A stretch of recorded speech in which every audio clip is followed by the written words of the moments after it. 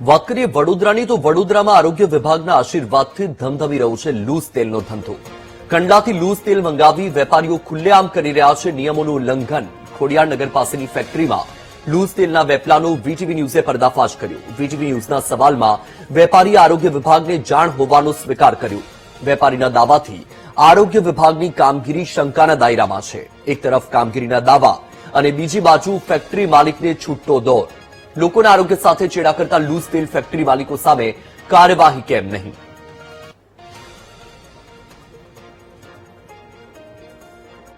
આ રીતના બધા વેચે છે બરોડાની અંદર એમ। તો આરોગ્યવાળા કોર્પોરેશનવાળા કોઈ દિવસ આવતા નથી તપાસવા? ના આવે છે ને, પણ આવી રીતના ચાલે છે બધાનું।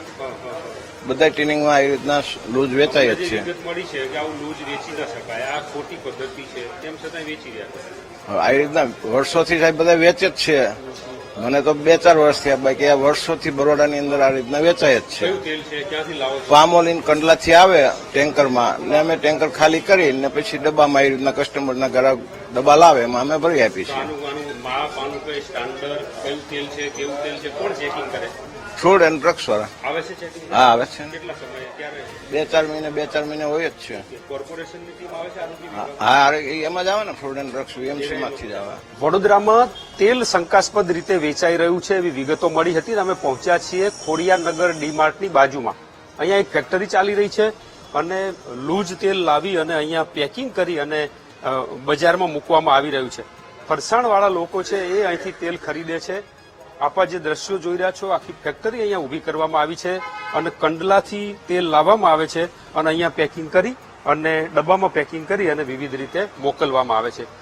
જે રીતે અમને પ્રાથમિક વિગત મળી છે તે પ્રમાણે આ ગેરકાયદેસર છે। આવી રીતે તેલ વેચી જ ન શકાય એવું કોર્પોરેશનના આરોગ્ય વિભાગના અધિકારીઓ કહી રહ્યા છે।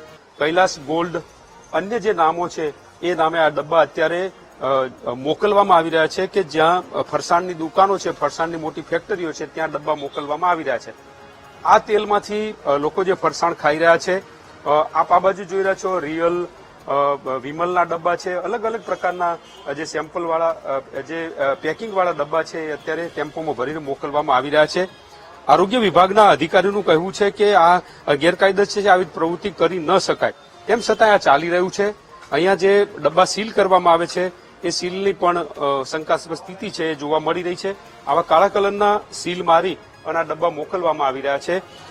કઈ રીતે આ ચાલી રહ્યું છે, જેના આના ઓનર છે કહી રહ્યા છે કે આખા વડોદરામાં આવી રીતે ચાલી રહ્યું છે, પરંતુ આરોગ્ય વિભાગની જે ગાઈડલાઈન છે અને એમની જે સૂચના છે એ પ્રમાણે આવી રીતે ન ચલાવી શકાય એ પ્રકારનો આ તેલનો વેપલો કરવામાં આવી રહ્યો છે। આ જ તેલથી બનેલી વસ્તુ છે એ વડોદરાના નાગરિકો ખાઈ રહ્યા છે, એટલે જે આરોગ્ય વિભાગની ચકાસણી થવી જોઈએ એને લઈને અત્યારે અનેક સવાલો ઉભા થઈ રહ્યા છે। કેમેરામેન કિશોર ક્ષીરસાગર સાથે માનુ ચાવડા, વીટીવી ન્યૂઝ, વડોદરા।